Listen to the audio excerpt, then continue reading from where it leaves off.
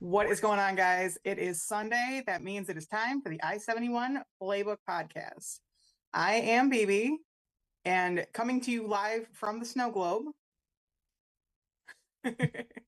With me, as always, is BC. How are we today, sir? Good, BB. Happy Sunday. Always look forward to our chats on Sunday afternoon. Now Sunday afternoon since Brown season's over. Officially. Mercilessly. Is that right? Mercifully. Words are hard. Vocab is obviously not my strong point. So anyway, no. What a weekend. What a weekend. What a weekend indeed. Obviously we're gonna start with the Bucks, and wow, just some really good football this weekend. The Bucks, Texas, and then Notre Dame and Penn State was a classic, a really good ball game.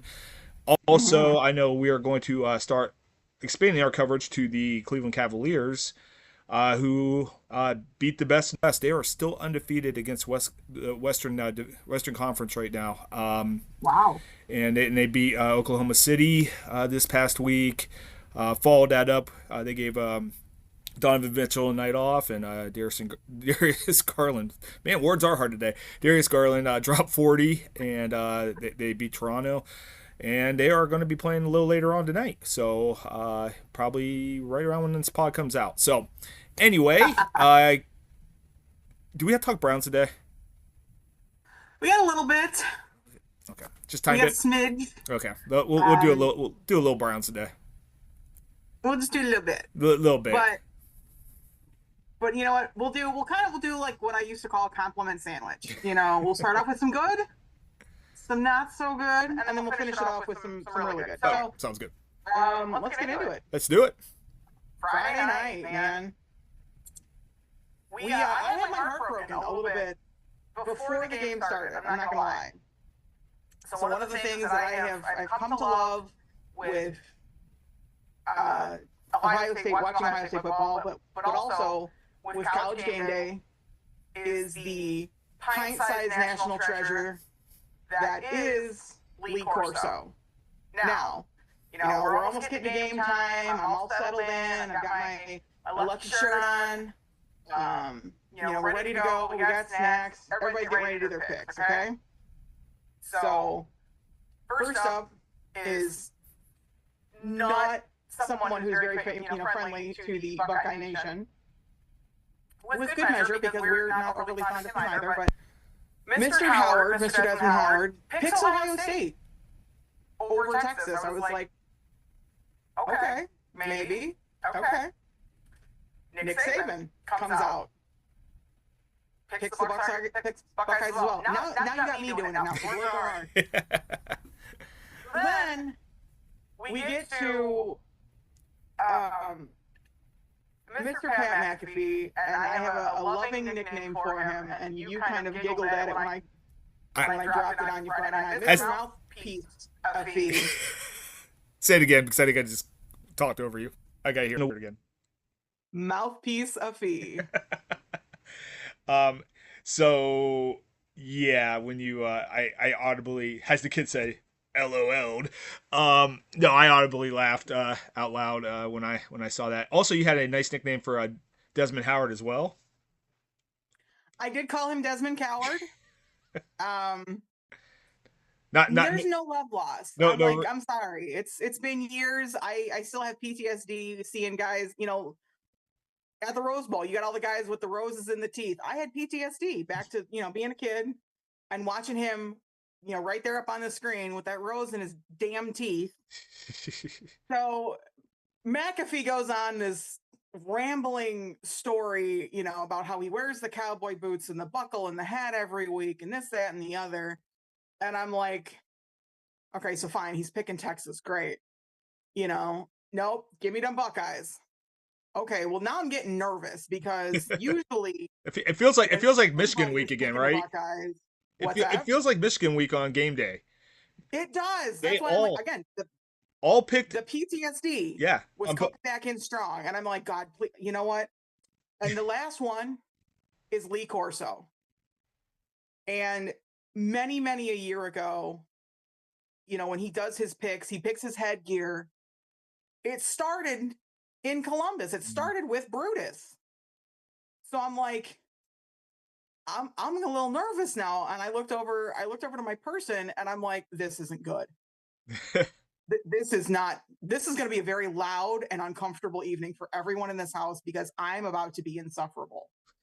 And then the dagger in my heart, Lee Corso comes out he pulls out the Texas head.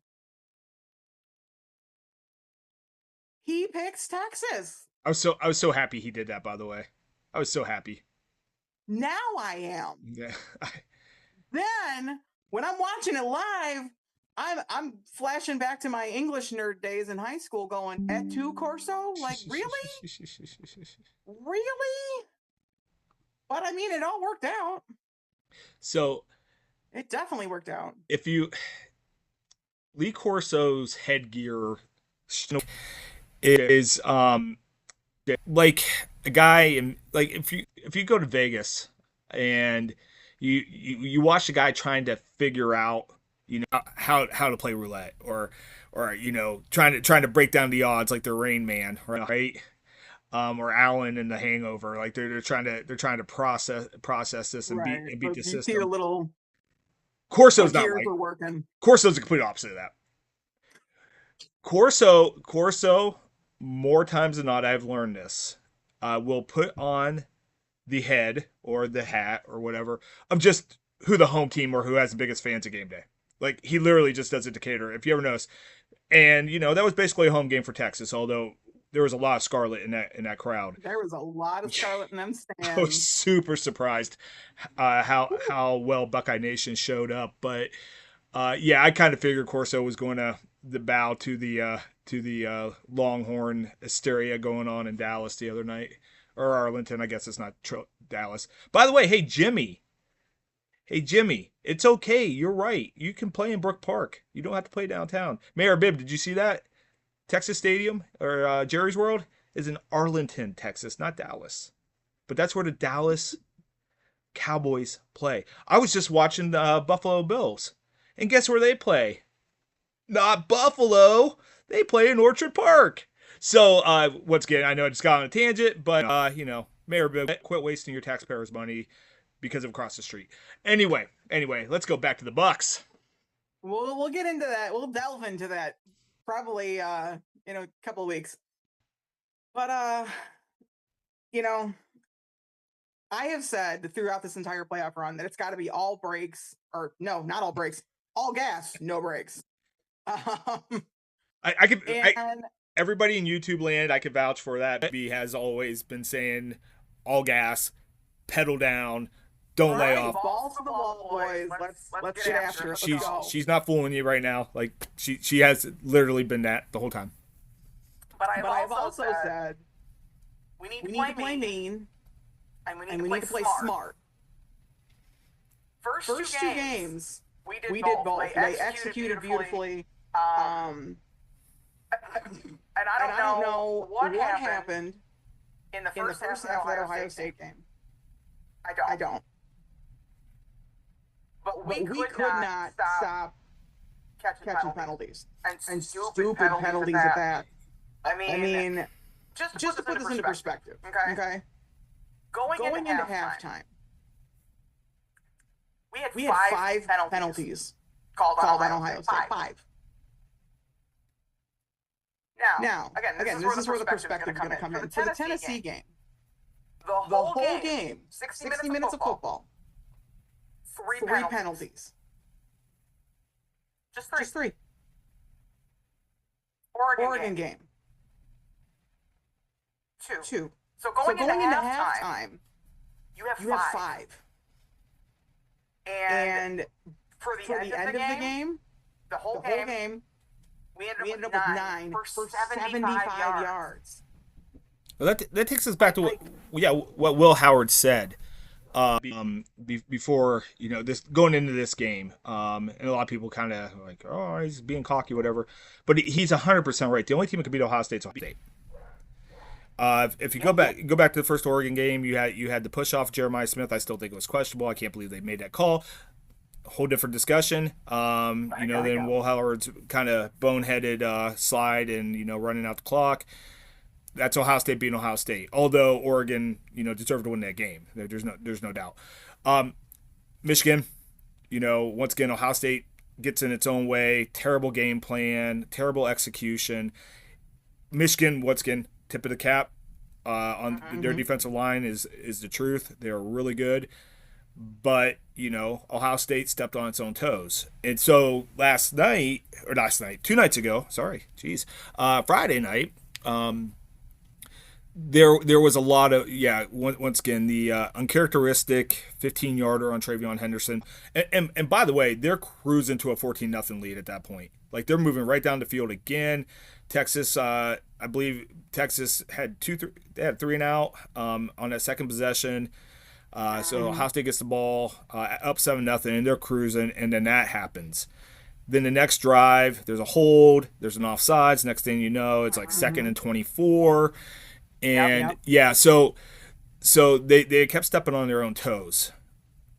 But they released he had a press conference today. And he actually he did speak to that a little bit. He did say that efficiency is something that we've got to do a much better job of executing if we're going to win this game. So going into the Notre Dame game, that's something that they really have to work on, is just executing it. And he did mention the Travion situation, which was, he came over the sideline. He said he did feel bad about it, catching that penalty. He knows that he's got to play with emotion, but he cannot let that emotion play with him, and that's absolutely true. My question, though, is what was said at the end of that drive to make him pop off? Yeah, so when he got tackled, there was some physicality, and the camera was, sometimes television coverage does not let the play out, and it gets real.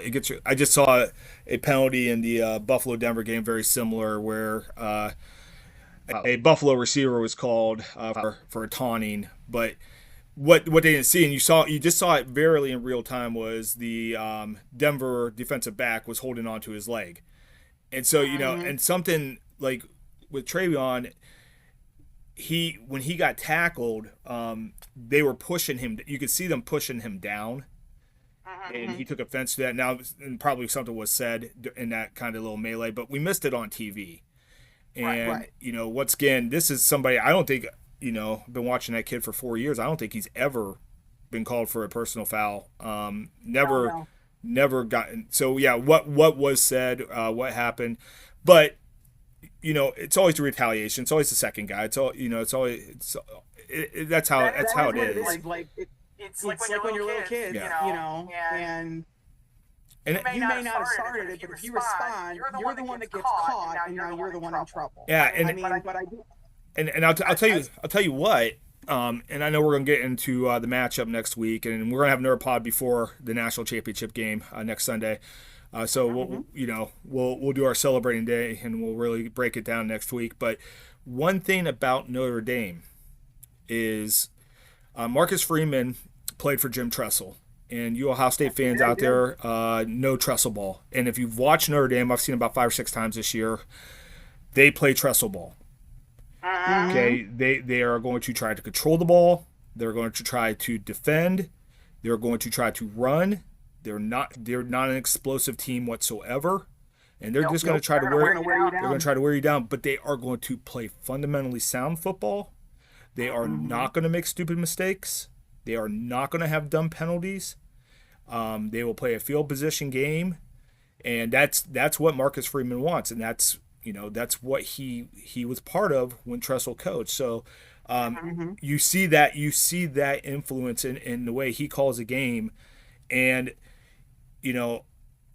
I think that will present some problems for Ohio State. I know there's a 9.5 point spread, and we'll see where it is next week heading into the game.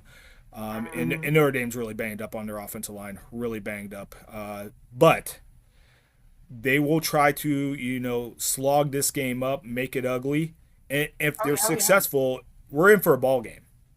We're in for a ball, because we watched Jim Tressel take very ugly game plans and be very, very successful. And I'm telling you, if you haven't watched Notre Dame, Marcus Freeman's game plan. That's how he does it. He knows he does not have the talent that some of these teams have.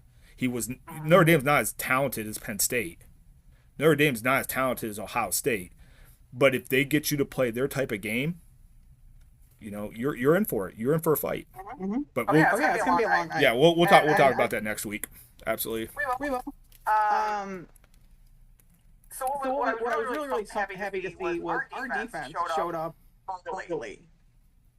And I mean, the usual suspects they had themselves a night. I mean, Sonny Styles alone had 6 solo tackles, got 1 sack, 3 tackles for a loss. I mean, then you go down the list. You got Cody Simon had an amazing day. You had Tui Malau was out there having a night. Hancock, Igbenogson, Caleb Downs. Caleb Downs might.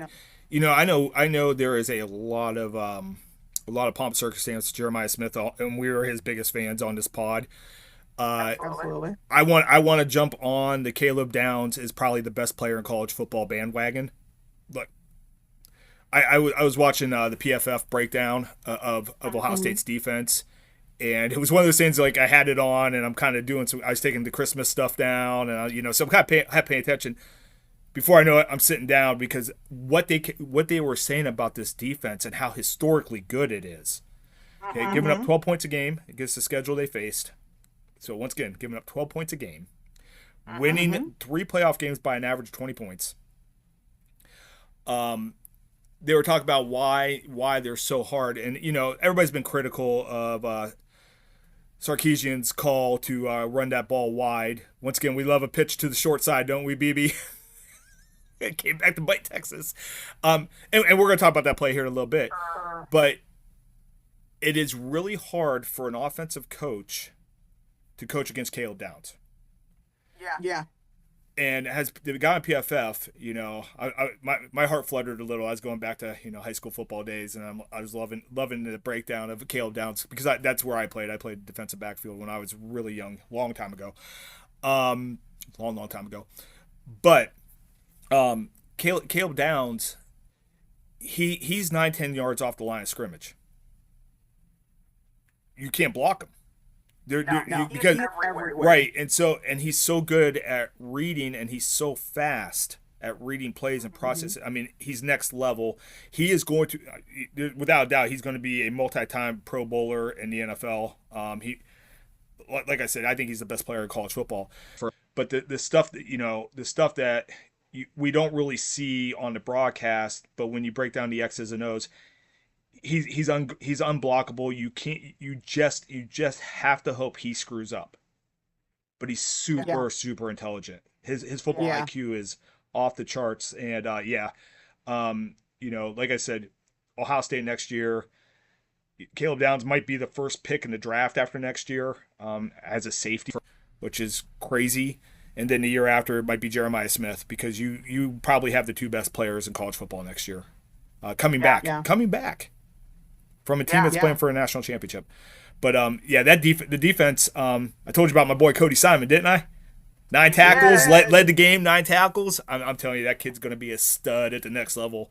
I mean, they're he's a monster. Well, you look at that defense, and I was really kind of trying to process it because the defense won them that game, The defense won them the game. Literally. But, I mean, you look across that. Tyleik Williams, probably first round. Jack Sawyer is getting paid after these playoffs. He was a guy, I do a lot of mock drafts, draft simulations. He's a guy who was 3rd, 4th rounder. Oh, he might be a first rounder now after this, especially if he has another huge game. I mean, he has owned the playoffs. Igbenogson, if he comes out, Denzel Burke, those guys are getting drafted. So you got NFL talent there. Cody Simon, Sonny Styles, as you mentioned, they're going to play on Sundays. JT. And by the way, what a gutsy performance. Playing on a bum ankle that second half, it's still causing pressure, still causing havoc. That defense is stacked. And once again, the best player on that defense is a sophomore. It's a really special collection of guys. It is. It really is. And yeah, JTT coming out and still being a menace in the best way possible. Again, that's the term of endearment coming from him. It really is. Just an absolute menace. And one of my favorites is Lathan Ransom. Oh yeah, Lathan. I didn't mention him. He's gonna play on Sundays too. I miss the hell out of him too. I would love for him. Definitely playing on Sundays. I would love for him to get picked up by the Browns. He's a and run and has a run defender safety, and that's what he's asked to do for Ohio State. He's a thumper. Mm-hmm. And I know we're going to give Caleb Downs all the credit on that sweep, how it broke up. But Lathan Ransom made a fantastic tackle, one-on-one tackle to drop the running back there. So yeah, absolutely. So there was something else that was kind of going on in the first half, and what the hell happened to Howard's hand? Oh, that was. Honey, we don't need to punch. First of all, I felt like a kindergarten teacher when I saw the video of what he actually did. First of all, William, come to the front, please. BB is speaking. We do not punch face masks. William. Good touch, bad touch. But I mean, what the hell? That lump. If it was a blood blister or if it was just like fluid. That lump looked like Jean-Claude Van Damme's forehead, and if you know, you know. So anyway, I had flashbacks to '80s martial arts films when I saw his hand.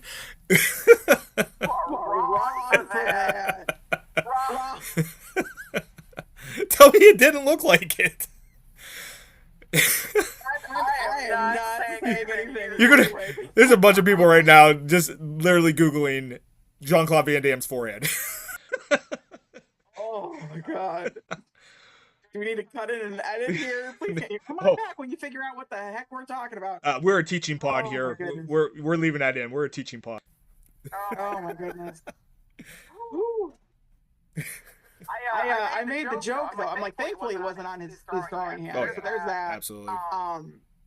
But my bonus kid was up watching football. She has become quite the little football and hockey fiend. Thanks to me. Let's say you're raising her right. You're raising her right. I am. I just said, look. At least she's not on drugs. There are many things that I could probably introduce her to. Football and hockey. She's not on drugs, so there's that. Also, just say no, kids. Oh. But what you can do is say yes to liking and subscribing. Ding! And hit that notification button. We're getting it down. We're literally getting it down now. We got the YouTube vernacular. We do. But no, what I told her is I'm like, what they're probably gonna do is at halftime, they're gonna put his hand on a table or on a bench and take a binder or a playbook and just smack the hell out of his hand. Yeah. She's like, no, that's gonna hurt him. I'm like, no, what it's gonna do is break up whatever fluid is there. It was nasty. That was just. I mean, I want to know if he named it. I'm curious. It was pretty gross. Because that thing was just hanging out on the back of his hand, like Yoda on Luke in the Dagobah Swamp, just hanging out. Dynamite dropping there, BB. Dynamite dropping. I'm always a sucker for a good Star Wars. I got you, buddy. Without further ado. I was going to say real quick on Will Howard. Will Howard did not have his best game. But I'm going to tell you, in that first half, when they had a chance to really put that thing out of reach, and they did, they had a chance to really, Tennessee, Oregon them. He made a couple of throws that should have been caught. One, I think the throw was so good that Emeka Egbuka could not believe that it got there. It was a crossing route, and the coverage was fantastic. The defender was all over him, and there was a window of maybe 6 inches, and Will Howard threaded the needle, and Egbuka, and he dropped it, and it's hard to blame him for dropping it because it's like there's no possible way the ball should have got there, and I really, I'm not a draft expert. I'll leave that to fellow Mount Union alumnus Dane Brugler. Um, yeah, he's a Purple Raider too. Good man. Read the Athletic, guys. His draft guide every year is worth the subscription to the Athletic. If you're a draft nut, like I am. Well, Yeah, I get the when we Athletic get every closer to the year. draft, maybe we'll have him on. Yeah. I we that we need to get some names. We need to get some big names on here. Okay, we're working on it. But no. With with um with Will Howard, and I realize he is not. He's going to get drafted. It's going to be a day 3 draft pick. But I see size. I see speed. I see athleticism. I see that he might not have the strongest arm. I think he has good. There's good velocity on his passes. It's not an elite arm, but he's got a good arm. And I've watched that guy make some big league throws in these playoffs. And I'm just saying, in the right system with the right team, that he might be some things go his way. He might be a good NFL quarterback at some point. And I don't think anybody's talking about that. All we hear about is how bad this quarterback class is, and we're going to obviously talk about that as the Browns are going to have the second pick, and whether or not we'll get in that whole debate whether or not quarterback is the answer in this draft. But and I'm not advocating, taking Will Howard, 2 or 33. That may be the episode that we fight. I'll guarantee it. But I got my draft crush on Cam Ward. You already know that, so we'll talk about that later. But yes, we will. I be honest with you, I don't think Cam Ward's going to be there in number 2. I think Tennessee's going to take him, 1 overall. But we'll see when we get there. But I think Will Howard has the ability, and is he a little over top sometimes with the fire? I think so, but man, those guys want to go to battle with him. It's like Jack Sawyer on the other side. They want to go to war with those guys, and that's innate. That's something that is not taught. That's something that's in you, and Will Howard kind of has it, and it reminds me, this. He reminds me of Tim Tebow with Florida. Like, a lot of people found Tim Tebow really annoying for many different reasons, but his teammates were all about him. They were all about him, and I see that. I see a lot of that with Will Howard. Whether or not like I said, he plays on Sundays, I think he's going to get drafted. But I just there are things there to like about his play and his game. There just is. Absolutely. I mean, and to kind of branch off that a little bit, I mean, before the penalty for Travion was called, the unsportsmanlike, you had Will Howard literally in his face, and it wasn't him chewing him out. No. I think it was him calling Travion down, truthfully. Yeah. Pure leader. Absolutely. And then, so after the win, he did not do any press. He did not do any interviews until he went over and he found Quinn Ewers. Yeah. And shook his hand and said, "Good game, man." So, I will say he's gotten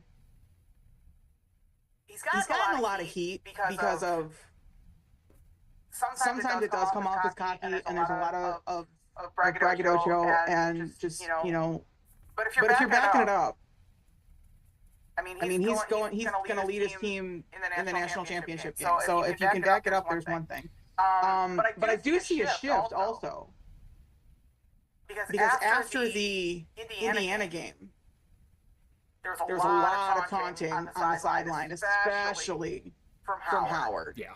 And that was directed at Cignetti. Was it deserved? Was it not deserved? Depends on who you ask. Yes. But there was zero doubt where you were on that side of the issue. No. So, I mean, there was a lot of taunting on the sidelines after the Indiana win. But what I've noticed, and I've noticed it actually with a lot of the guys, is after the playoff games, a lot of that is stopped. Like, it's it's very they're respectful for the other team. They make sure that they give the props to the other team, especially on the on the field, after the games, and in the conference or the press conferences afterwards. So I'm really glad to see that's kind of a thing that's evolved, because it shows great sportsmanship. So my question to you, my question to you, BB. Mm-hmm. We have been critical of Ryan Day, some more than others. Uh, Mm-hmm. I have noticed that his team, after every win, has made it a point to point out how much they care about that man, and how he's the reason this run's happening, and they are just putting praise on him. And I think they obviously they're on social media, they hear the pundits, and they heard the noise after Michigan, and they're trying to protect their coach. I mean, they came to Ohio State to play for that man. My question to you: do we owe Ryan Day an apology?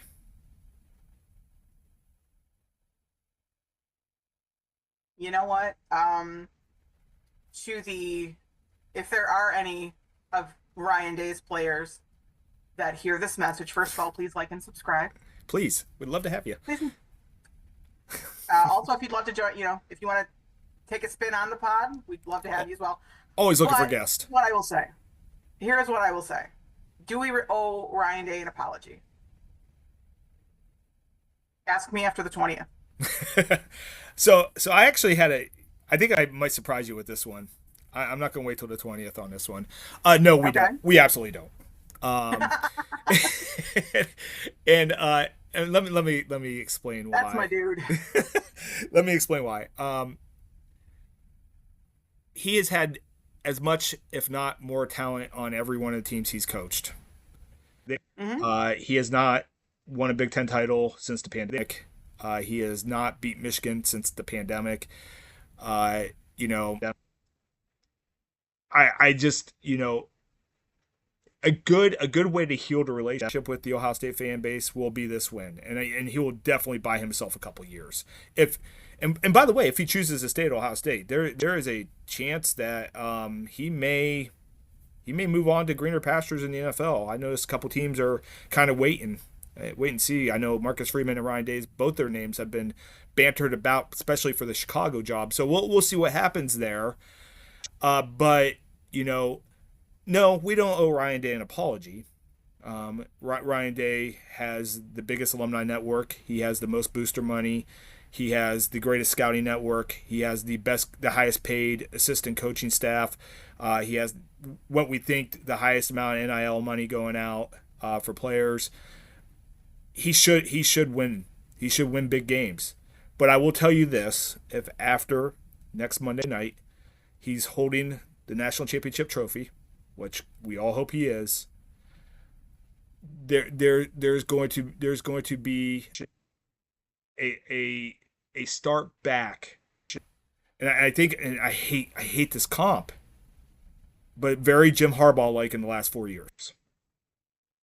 Jim Harbaugh could not beat Ohio State, and Jim Harbaugh could not win a big game, and so there was a lot of that comp with Ryan Day, and I think if Ryan Day wins the national title, he'll do it kind of a different order, then go next year and win the Big Ten, and start putting Ohio State where it belongs in the upper echelon of the Big Ten every year.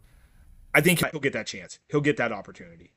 But do we owe him an apology? Nope, not at all.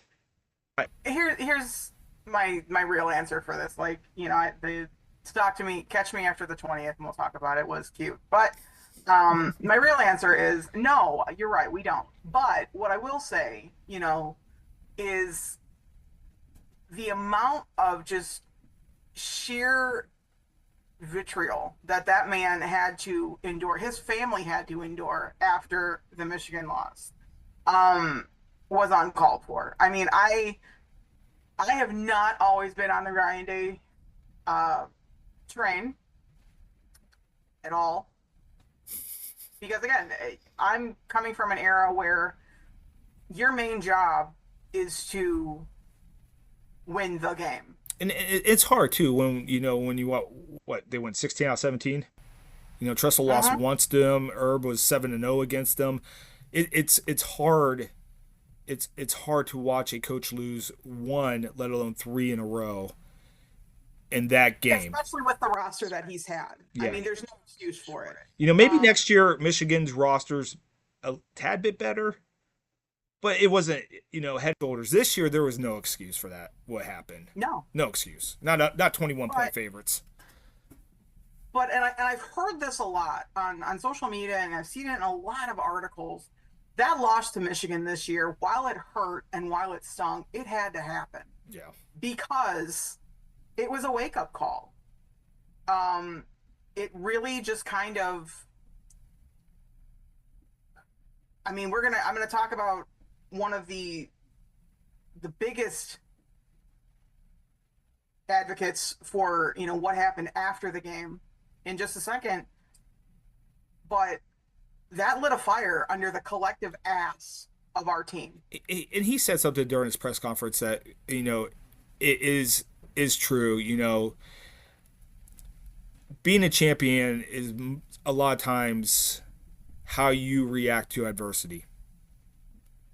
Uh-huh. And we all know after the ugliness of what happened that Saturday after Thanksgiving, after I mean, think about this: if they lose to Tennessee, the last thing we remember Jack Sawyer for is a fight with Michigan players over a flag. And Truthfully, and it wasn't even he right, wasn't really involved in the fight. What people would have remembered would be Jack Sawyer screaming yep, at one of the defensive coaches, yep, and I can't exactly say what he said because you don't let me use my words. Um, they're not playing the fit. They're not doing it again. It's not happening. so And just the raw emotion that he showed, he would be known for. and you know, I used a term the other night to you, and I really feel like, and I felt the same way in 2014 when they won the title. If you remember, before they beat so they played in the Big Ten championship against Wisconsin, and they went Mm-hmm. 59-0. Right. Um, and you just knew that there was no way they were going to lose again that year. And they play Alabama. Alabama's actually the favorite in the game. They're the 1 seed. Ohio State's the 4 seed in the 14 playoff, and they steamroll Mm-hmm. Alabama in the second half. I'll never forget that run, Zeke Elliott. That put the game away. Like, I'll never forget that run. And at that point, like, I don't care who they play next. It was going to be Oregon. It didn't matter. It Mm-hmm. didn't matter. And I was getting those feels during the Oregon game with this team. But what I loved about this game, and a lot of people are like, it was 28-14, it was closer. This team responds greatly to adversity. They do. And once again, that is a mark of a team. And I use the term to you, team of destiny. They just feel like they are meant to win this championship. Mm-hmm. I don't think Notre Dame's going to beat them. I think Ohio State's going to win this game next week. Mm-hmm. And it just feels like it's really funny saying it against Notre Dame, because they have touchdown Jesus. But I feel like there's some otherworldly power right now with this team, that is just giving them another gear. Mm-hmm. Texas played. I don't think they're getting enough. They couldn't play a really much better game than they did against Ohio State. And Ohio State did not play a great game, and yet they still won by No. 14.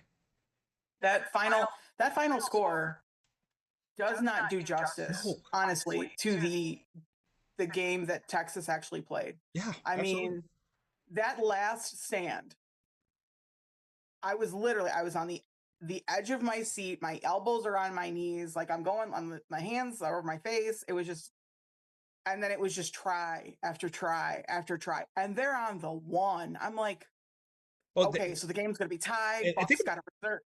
think about it. And then They got two first downs, two cracks they at the did. first and goal, one from the 2 and one from the 1. Right. I mean, so the next logical step is end zone. Yep. And then, you know, it's just pure cinematic. Ewers goes back, 4th and goal, out of nowhere, Captain Jack effing Sawyer. Oh my God. Former roommates. Let's I want to hear your breakdown of that play. Let's go through. Can we go through the play that led to it? Can I use awful words? Can I use my words? Because I don't know if I can censor this. So, pass interference in the end zone. Texas gets first and goal at the 2. Yes, the 2 men 1 flag play. Yep. So they try to throw it in, incomplete, but once again another pass interference called on it. So now you got first and goal at the 1. Now, we're going to, and I've heard it nonstop, the question, especially from the national people, how could Sarkisian try to go outside on the perimeter? Ohio State's defense is loaded with athletes and speed. You can't beat them. Well, first and goal, they went for power. Yeah. They brought in a couple defensive linemen to play offense and got stuffed. And if you know anything about Ohio State's defense, this may be in the history of college football the best goal line defense ever assembled. Yeah. They have won. They beat Penn State with it. They beat Nebraska. Once again, this is Michigan to And Jack Sawyer had the greatest quote about this, and we'll get to the play here. But he said, "Give us an inch and we'll defend it." Yeah. I mean that is. I don't know if he came up with that or some coach said that to him, but my God, is that awesome! And so, absolutely. So what do? You've watched film. You can't run it up the gut in a goal to go situation against Ohio State. You just can't. And they tried. And it did not work. So you try to go to the perimeter, and once again, Caleb Downs just shoots a gap. He's in the backfield, right? I mean, almost has the pitches there. There's just sometimes you just have to tip your cap to a great player. Absolutely. And so now you're third and I think 8. I think it was at the 8-yard line. People forget on that third down play, Quinn Ewers attempted to throw the end zone, and Jack Sawyer blocked the ball. Got a hand up, tipped the ball, and so now we're at a 4th down. So he made that play. Well, no, 3rd and 8. Oh yeah, he did block the ball. He tipped the pass, and so now we're at 4th and 8, and BB, take it. You gotta go. Sark's like, I got 2 minutes and 15 seconds left. There's 3 points isn't gonna do me any good here. I gotta go for it. So Ewers gets back into the shotgun. He's looking, and here comes his roommate. He felt he needed a hug. Swats it out of his hand, and then it's like, oh, gets a nice lucky bounce. And that is one thing that I will say. Team of Destiny. The bounces that and it was on both sides of the ball because Texas got some really good bounces too, and then so did Ohio State. So the turf must have been they must have vacuumed it lovely. I don't know. So then, here goes Jack Sawyer, the kid who grew up in Pickerington, Ohio, in Ohio State's backyard. His dream was to play for the Ohio State Buckeyes. He was the first commit to Ryan Day. Yep, I was getting there next, actually. Sorry, I didn't mean to step on your thunder, but Ryan Day's first commit. 5-star. Came back for a senior year, made defensive captain, and here he is, hauling his he is a large man. Big boy. He is a big boy. Who runs a 4.6. By the way, trucking it down. He runs a 4.6 too. Trucking it down. Yeah. And then, again, this is something straight out of a movie. You've got the entire Ohio State sideline running with him, and he's at the 30, he's at the 20, he's at the 10, he's looking back, Hancock, who has been with him for 4 years, right behind him, got his back, scoop and soar, pick 6. Now, instead of it being potentially tied at 21 with 2 minutes left to go in one of the biggest games now of the Ohio State season. Now it's a 14-point swing. Game over. Dagger. It was just cinema, just beautiful. As it was happening, it got very loud in my living room, not gonna lie. And my person, who is, again, who I've said is a Michigan fan, but is rooting for Ohio State in the playoffs. He must really love you. He must really love you. He does. He's a keeper. But he's yelling, and we're both. And I am a grown ass woman. I have tears in my eyes watching this. Like, I'm not kidding. That sounds corny as hell. Tears in my eyes as he's going, and then seeing also Will Howard's reaction. He goes up to him and again punches him in the chest pad. William, stop it. What did we say? And he's screaming in Sawyer's face because he's so excited, and as he should be. And the social media edits, I'm sorry. I think I've sent you a couple of them. Absolutely. And they're great. And there's two of them that I will replay probably until my phone dies. There's one of them, it's the music from Titanic. The music swells. Celine's getting to her emotions. She hits the bridge, and here goes Jack with the ball. And I'm like, it's beautiful. The best one, I think, that's my favorite, but one that's really, really close that made me giggle is they've got the Pirates of the Caribbean theme as he's running. I'm like, that's just beautiful. And I'm so happy for him. I really am. Like, I've loved him for 4 years. Something in him snapped after that Michigan game. Yeah. Clearly, because he was playing like a man on a mission. He's on another level. Got 5 sacks, touchdown. He's at a completely different level. I think he said 5.5 sacks in 3 games. He's got the touchdown. He had a forced fumble. Like his stat line is the run he's having right now. Absolutely. And like I said, he's getting paid next year. Like he's absolutely. Just shooting up draft boards. You ever see Rudy? Of course you've seen Rudy. I have seen Rudy. There's a scene, and I didn't do this consciously. So if you remember the movie Rudy, there's one guy who believed in Rudy the whole time, and it was played by the guy who played Rock, Charles S. Dutton. And he's like, you're 5'0" nothing, 100 and nothing, and you're playing at Notre Dame, and now you want to quit. That whole that great speech he gives. When Rudy gets in, and he gets the sack at the end of the game. Sorry, spoiler alert. The movie's from the 90s. You guys are okay. Charles, they show Charles S. Dutton's character. I can't remember his name. It's been a while since I've seen the movie, and he just goes, I can't either. And then he turns away and walks away. I did the same exact thing. I was just like, and I just started going nuts. And that is going to be a play. Especially, I mean, if they go on, they win the Natty. That's going to be a play that lives forever in Ohio State lore. Jack Sawyer's never paying for another meal in Columbus again.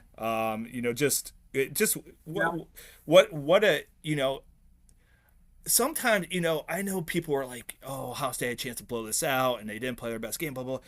But sometimes you want those moments. Yeah. You want those moments. I mean, I go back to the first half. Like, as an Ohio State fan, okay, and, Texas goes down and scores. They kick off. Ohio State has time for 1-2 plays. Mm-hmm. And they throw a screenplay and Travion takes it to the house.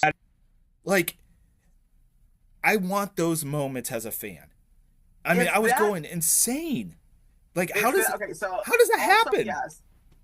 Because I went through a gamut of emotions on that Travion run, and let me explain why. Because you know how I feel about the screen pass behind the line of scrimmage.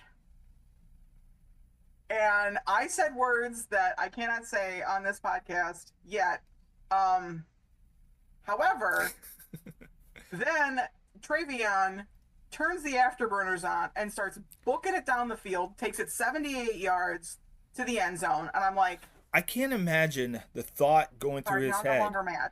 He catches the ball.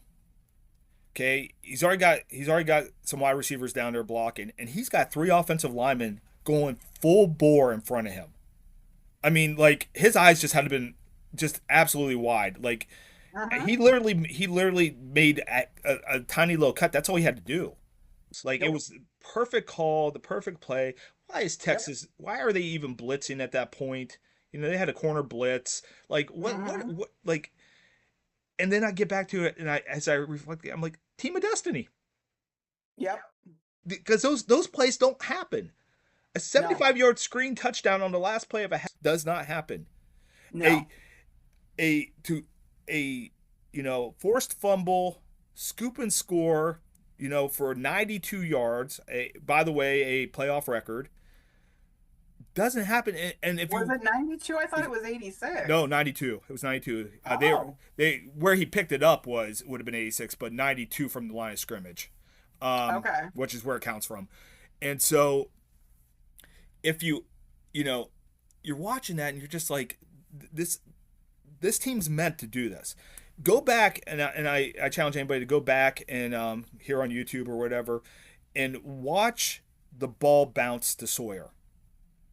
Yeah, Like that's what I mean. he It was did. a lucky We bounce. call it a scoop and score. There's no scoop. He hits yours, ball bounces perfectly in his chest, and he just goes. Like And there, takes off. it's just sometimes those breaks happen to a team, and when we look back at the season, if they go on, and once again, Notre Dame is I am not one of those people that thinks they're a 9.5 point dog in this game, but No.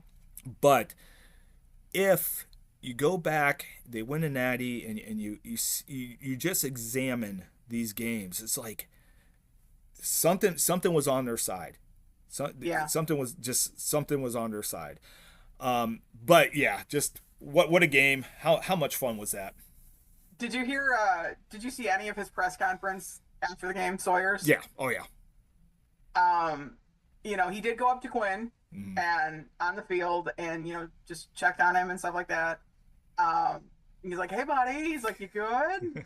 And I love that Quinn just starts laughing and says, "Screw you," and they have a hug and it's great.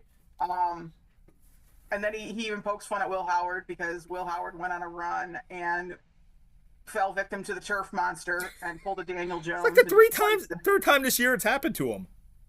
I, Like he keeps I falling. know you and I say that words are hard, but apparently for Will, like running is Well, hard. and it's not just like if you watched any Penn State this year, and it happened again against Notre Dame. Drew Aller, another guy who just gets wide open and just falls over. Like Will Howard, it's happened like three times. Drew Aller, I've seen it happen a couple times this season. Like I don't know what it is with these tall quarterbacks, and both of those guys can run. They're both athletic. It's not like They're they like can't run. Bambi on ice when Yeah. they run, though, because they're so tall. Will Howard at the The combine is going to legs run a just don't. four They five, don't four know what to do. six. Yeah, like this is a 4.5, 4.6 runner. Like he's fast. Yeah. But no, it was crazy. It was I love that he absolutely said, I just didn't want to fall like Will.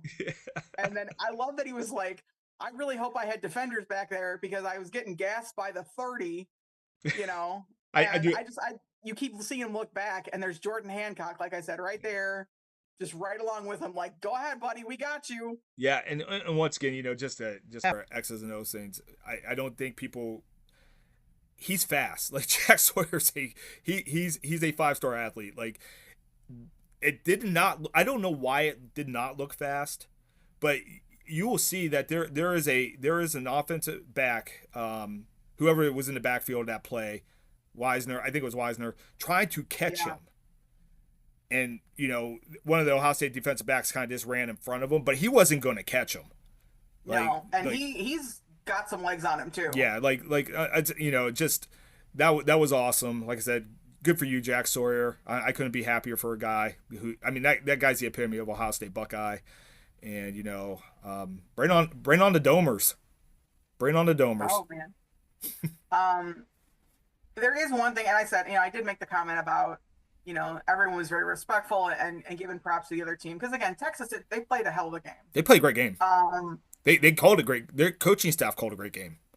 well, hold on, because that's what I'm about to talk about is their coaching staff, their head coach in particular. Because there's a play that Sarkisian, now he's really in the SEC. That's all I'm going to say is he's truly an SEC coach. And Ewers does a pass over the middle, hangs his receiver out to dry. Kid's got to jump for it, makes the jump. Oh. However, it's absolutely drilled. Yeah, I imagine Gunnar Helm is still feeling that. Yeah, I mean, that was a hard hit. However, it was clean. Oh, absolutely. Shoulder, it was right with the shoulder. In the chest pads. And all you saw on the sidelines is good old Sark targeting. Yeah. Sir, where? No. So now he has truly arrived in the SEC as a coach. Good for you, Sark. I love that for you. Speaking of the SEC, and you know my feeling and my rant a couple weeks ago, as we wrap up the Ohio State stuff here, I would like to introduce. I gotta send you the link. I forgot to do that. Maybe I can even post it here in the comments. If you see Paul Feinbaum Saturday morning, like once again, last year Michigan was the national title. This year you have two Northern teams playing for the Natty. All three SEC teams lose. And Paul Feinbaum is going through the stages of grief on camera. It is incredible. It is incredible. Please do send that because that will make my black little heart. Yeah, I'll find a link and I'll post it in the comments here. And then it's just absolutely. I just was just sitting there and I just had the big grin on my face. And then the guy who's with him, and I can't remember who it was hosting the pod, said something, well, if this was the 4 team, Ohio State wouldn't even got in, and the SEC wouldn't have go through this gauntlet of tough teams. I'm like, so what you're saying is what we've been saying for 15 years. There's an SEC bias, and they've had easy rides to the national championship. Thank you for confirming. So, they're saying the quiet part out loud. I mean, there is something that's been kind of going around the internet, and there's just one more thing that I want to kind of piggyback off of your SEC comment. Kind of funny when now teams can legally pay players. Wow, the difference in conferences is But by the way, Feinbaum cites NIL as a reason why the SEC is dying. It was like being in a different world to hear. I will post, like I said, I'll post a link. You just have to watch for yourself. It's only about 10 minutes. But he's saying the quiet part out loud that we've all been saying for years. Yeah. But there was a comment that you made as we were texting back and forth during Friday night's game, and it was during the entire Jack Sawyer of it all. Kirk Herbstreit, now who is a ESPN shill and has kind of turned into an SEC apologist as of late. He has to be. That's who's writing his checks. Well, absolutely. Sorry, Herbie. I mean, it is what it is. The comment that you made to me was like, this is the first time I've heard Herbstreit say that he was like happy to be a Buckeye. You could see, you can't. Once again, you can't hide. Sometimes you just can't hide emotion in a moment. No. And went to the booth, and you could see that he was just like moved by what happened. He was happy for what happened. He kept it professional, but even he said, "This is so cool." Like he even made that comment that this is so cool. And I was glad he could be for a brief second. And by the way, you think Ryan Day gets crap. Herbie gets so much crap from people from Buckeye Nation, and unnecessarily. He does. Not necessarily. I think he does his best because he's got to be impartial. He's tried so hard to be impartial for so long that I think he has a hard time actually showing love for Ohio State sometimes. Yeah, and I mean, you like if you see like Desmond Howard or Charles Woodson, those guys make no bones that they're Michigan men, but it was nice to see Herbie embrace it for once, and you could see he was genuinely happy, and I was happy for him because he could actually be happy in that moment. Because once again, that play, and I mean, he was a quarterback at the Ohio State University. It like he understands. You've got a kid on the roster now. Yeah, and he understands the history and the historic nature of that play. And if you got a chance, and he mentioned it very briefly at the end of the game, he talked about the camp that he took his son to at Ohio State, and just how it was more than the football camp. It was really, really moving, and what the Ohio State staff put together for that camp was pretty incredible. And so, like, he definitely gets the gravity of this team. He and it was, like I said, for him to show the emotion at the end of the game, it was cool. It was cool to see. It really was, and I was happy. I was happy for him. I really was. It really was. So, as a perfect segue, also a former Ohio State Buckeye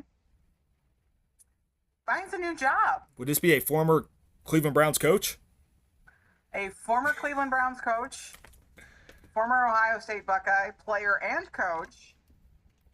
It was a sad day for me when I saw that news headline because I may or may not have had a crush on this man since he played in college, but that's beside the point. Were you still holding out hope congratulations. Were you still holding out hope that he might be the head coach of the Cleveland Browns? Was there just a little twinge in there that you might see him roaming the sidelines at Huntington Bank Field? I don't like this game anymore. There was no bones about it. No, I was actively hoping if he could end up in Cleveland, I was hoping he would end up in Columbus. However, congratulations to Mike Vrabel, who was announced today as the new head coach for the New England Patriots. So, by the way, little known fact I did not know, as we're watching Jack Sawyer and JT chase history in the sack category. The all-time leader in sacks for Ohio State was Mike Vrabel, 36 sacks in his career. I did not know that. I did not know that. So yeah, good for him. I'm sure he's going to get the band back together. We're going to see Josh McDaniels there. He's somewhere ruining the football program. He went to John Carroll. Who cares? Go Raiders! Hey, I'm sorry, John Carroll went to a different division. They're so afraid of Mount Union. Anyway, enjoy. To any Mount Union and John Carroll current students and alumnus, first of all, please like and subscribe, and also know that the I-71 Playbook Podcast does not condone or support the BC's bias. the BC bias on here. We do not support the views of BC on this podcast, but like and subscribe, please. No, Vrabel, I think he'll have, and I gave Robert Kraft some credit. So they fired Gerard Mayo after 1 year, and Robert Kraft came out and said it's on me, and I was like, oh, you know what? Look, here's an owner. We all know how I feel about billionaires. Here's a billionaire owner owning up to, he wasn't ready for the job. I made a mistake. Gerard Mayo is a great man. He's going to be a great coach. And he took it all. And then we find out that he had Vrabel in the bag the whole time, and that's why. Oh, absolutely. It's like, although, I go from giving, I'm like, why did you trick me? I should have seen that coming. I should have seen that one coming. But anyway, so Mike Vrabel, I think he will make the Patriots respectable again. But other Browns news, in case you didn't see, I can't even joke. You're not your favorite quarterback. I can't even make a joke about it. Deshaun Watson retore his Achilles. Why this matters. Now, if you guys have been listening to the pod, I have been adamant that Deshaun Watson will never wear a Cleveland Browns uniform again. And that was before he just had his second Achilles tear in 3 months. I'm telling you right now, this guy will never play football again. His football career is over. He will get his $240 million. But as a Browns fan, why this matters? The Browns took out an insurance policy in case of injury, which is a smart thing to do. You're investing in $250 million in a man. You're going to take out insurance policies. And Uh-huh. From everything I understand, and I actually got in a fight on Blue Sky with some Pittsburgh fan about this today. No, seriously, you're gonna go to my Blue Sky BC Spiel at Blue Sky. You'll see me going back with some Yinzer, and so what we found out is that the entirety of his base salary, so not the money they push forward. So like next year they owe him $72 million, I think. If he misses the I think that sounds entirety of about right. next, Yeah. if he misses the entirety of next year, the Mm-hmm. Browns will recoup the 40, I think 45 million, $46 million that they owed him toward the cap. Okay. So, Okay. and they will get, because he missed a big chunk of the season this year and they insured him, they'll get some relief this year going into free agency because of that Mm-hmm. injury. So, I hate the fact that, Jimmy Haslam's not going to have to pay this. The insurance company's going to pay his salary now. I hate that. Right. But as a Browns fan who is now looking forward to the future, the Browns are getting cap relief. So, this kind of mysterious. You keep hearing the term, they're going to be in cap. No, they're not. The Browns front office does a lot of things poorly, but they are on the forefront of managing the cap, payroll, salary, and the fact that Jimmy's willing to spend a lot of cash up front on bonuses, they can push their cap hits down the road and continue to do it, and it's never Mm-hmm. going to hurt them. So, Browns fans, please take a deep breath. You're going to sign. You're going to sign some free agents. You're going to be able to get a quarterback. Life is going to go on. The Browns are going to be fine financially. So if you hear anybody saying that they're not going to be because of Deshaun Watson, they don't know what they're talking about.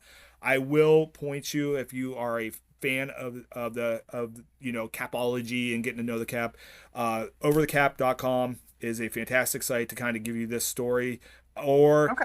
go to the Orange. I'm going to promote another podcast and another Brown site, the Orange and Brown Report, the OBR.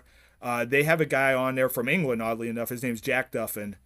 Jack Duffin does the most amazing job of explaining how the cap works and how the Browns manage it, and why the Browns are on the forefront of never having to worry about the cap because they have an owner who's willing to spend money up front, Jimmy Haslam. Jerry Jones won't do this. Jimmy Haslam does it. Jeffrey Lurie at Philadelphia does this. If you are able to spend money up front, you can push those cap hits down, and as the cap increases 8 to 10% each year, that Mm-hmm. cap hit becomes less and less of that, and you never feel it. And that's where the I mean, Browns are doing it. I remember seeing something, and I want to say it was middle of this season. Maybe it was last season. I can't remember. That was actually praising the Browns for having the most available in cap space. Um, and them just restructuring Yeah. uh, Well, if you go Jimmy to Watson's contract. yeah, if you go to And over the cap right now, it looks like they're like 60 million or $40 million in the hole, and it looks like they have no cap Mhm. money.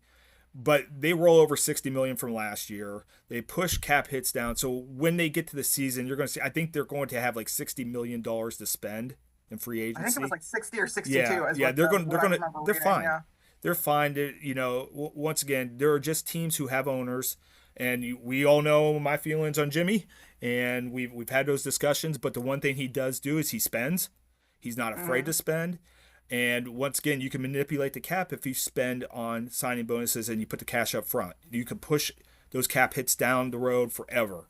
And it just, as long as we don't have another pandemic, knock on wood, as long as we don't have another pandemic, the Browns will be able to operate without any issues with the cap, even with Deshaun Watson's albatross of a contract.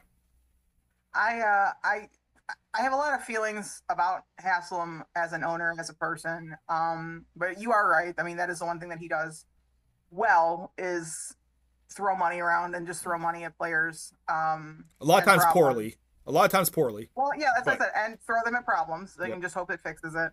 I really wish some of the other owners in Cleveland would take a look at that. Well, I mean, Cleveland's, excuse me. I'm so sorry. there I gotta. there was a, and I apologize. I think it was the Ultimate Cleveland Sports Show this week talked about who's the best owner. They threw the hypothetical best owner in Cleveland sports. I mean, I don't know how you don't argue it's Dan Gilbert. I don't know how you argue against that, because not only has he put together, he's gotten a championship, so that puts Uh-huh. him up on everybody. That gives him cred. Second of all, he like if he has the right team, the salary cap in the NBA does not matter. He'll pay the luxury tax. He does not care.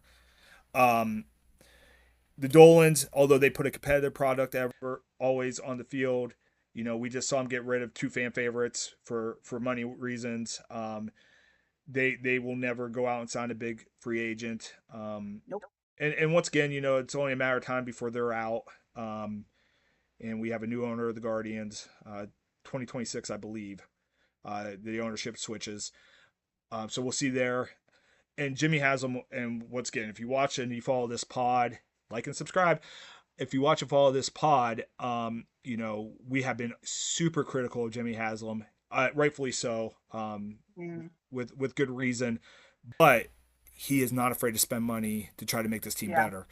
And once again, Deshaun Watson, that contract, and it goes back to it had to be Jimmy's call to guarantee $250 million to one guy, especially with the problems that he was bringing with him. But once again, he spent the money. Like he threw the money. He threw the money to try to figure out quarterback. Like he threw the money there. It didn't work out. The Browns are able to manipulate. Like I said, they manipulate the cap as good as anybody. So when you hear, I know there's a lot of, especially after this year, there's a lot of consternation about the product on the field, and rightfully so.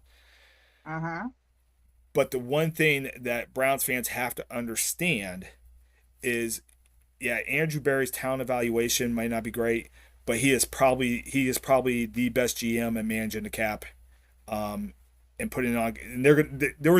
And when Myles Garrett had his press conference a couple weeks ago, and people were like, "Oh, they're going to tear the whole thing down and they're going to do a rebuild." They're not. They don't have to rebuild.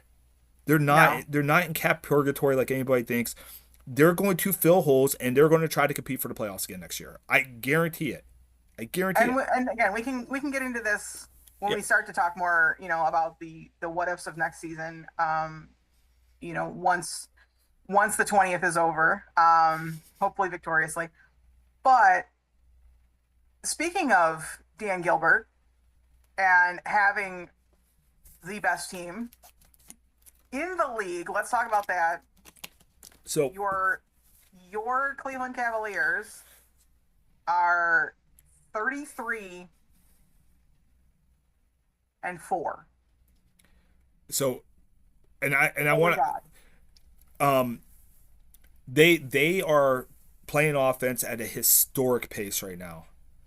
All the analytics, all the statistics, whatever you follow in the NBA, they are the best offense in the history of the NBA right now.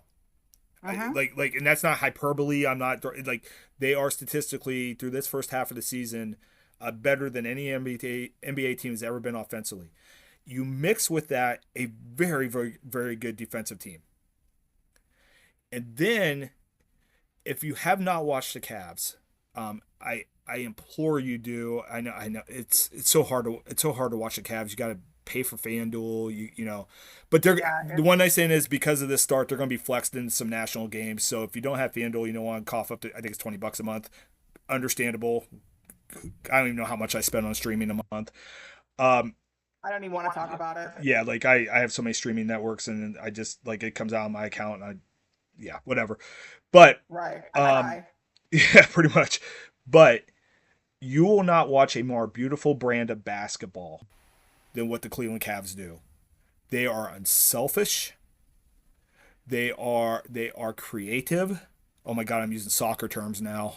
They just play a beautiful brand of basketball, and it's hard to describe what I'm saying, or you have to see it.